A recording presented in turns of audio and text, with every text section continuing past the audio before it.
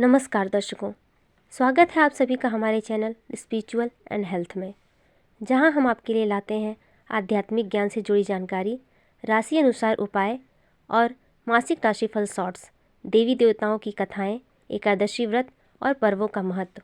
अगर आप धर्म, भक्ति, आध्यात्म और राशिफल में रुचि रखते हैं तो हमारे चैनल को सब्सक्राइब जरूर करें। दर्शकों, पुत्रदा एकादशी पौष मास के शुक्ल पक्ष की एक अत्यंत पुण्यदायी एकादशी मानी जाती है।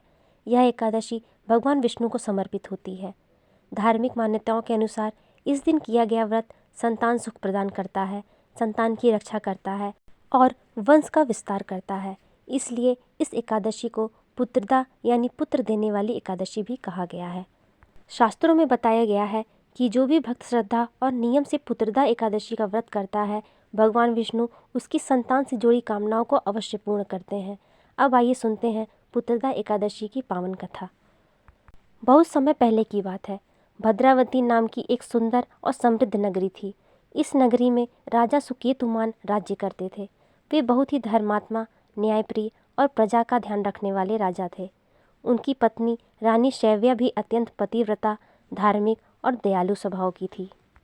राजा और रानी के पास धन, वैभव, सुख सुविधा सब कुछ था, लेकिन एक चीज़ की कमी थी, उन्हें संतान सुख प्राप्त नहीं था।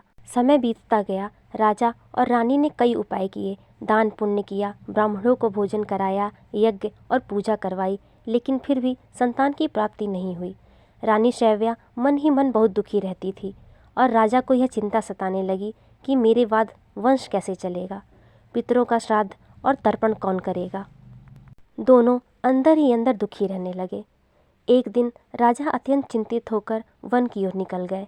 वहां उन्होंने कई ऋषि मुनियों को तपस्या करते देखा। राजा ने विनम्रता से अपना दुख ऋषियों के सामने रखा और संतान प्राप्ति का उपाय पूछा। उसी समय वहां महर्षि लोमस पधारे। महर्षि लोमस ने राजा से कहा, हे राजन, तुम्हारा दुख उचित है। पूर्व जन्म के एक दोष के कारण तुम्हें अभी तक संतान सुख नहीं मिला है। राजा यह सुनकर और भी व्याकुल हो गए और बोले, मुनिवर, कृपा करके ऐसा कोई उपाय बताइए जिससे हमारा यह कष्ट दूर हो सके।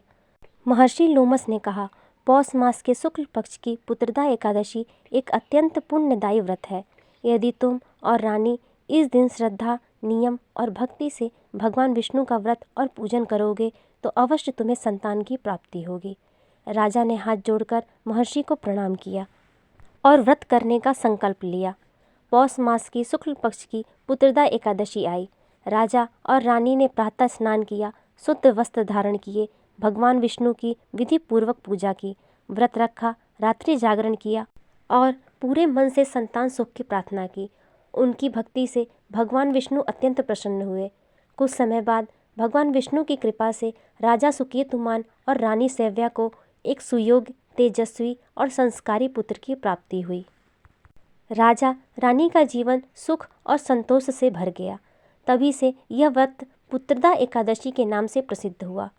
शास्त्रों में कहा गया है कि जो व्यक्ति श्रद्धा से पुत्रदा एकादशी की कथा सुनता है या पढ़ता है, उसे संतान सुख, संतान का उज्जवल भविष्य, वंश वृद्धि और भगवान विष्णु की विशेष कृपा प्राप्त होती है। तो दर्शकों, अगर आपको यह कथा अच्छी लगी हो तो वीडियो को लाइक करें, अपने परिवार और मित्रों के साथ शेयर करें और हमारे चैनल स्पिरिचुअल एंड हेल्थ को सब्सक्राइब जरूर करें। ऐसी ही धार्मिक कथाएं, व्रत पर्व की जानकारी, राशि अनुसार उपाय और मासिक राशिफल शॉर्ट्स आपको हमारे चैनल पर मिलते रहेंगे। जय श्री हरि।